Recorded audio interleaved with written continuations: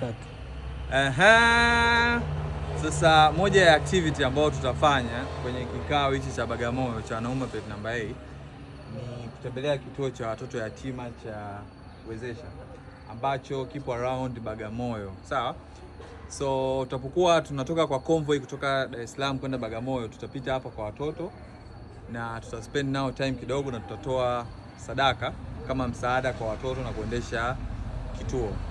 After that tutaendelea na trip yetu kwenda Bagamoyo kwa ajili ya kikao na vitu kama hivyo. So make sure kwamba umejiandaa, make sure umebeba camping chair yako, make sure unakuja na gari yako ambayo iko proper, isafishe iwe safi.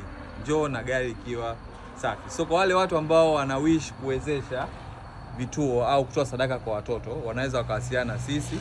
Tutakupa utaratibu wa namna ya kuchanga ili kwamba tunapoileta tayari watu wanaendelea kuchanga, so tunapanga kwamba tukileta tuilete kwa pamoja wote. So get prepared. Kama unataka kutoa sadaka, hata kama hauji, unaweza kutoa sadaka kwa watoto na kwa pamoja itaonekana kama ni mchango wa wanaume wa plate number 8. So thank you and get prepared.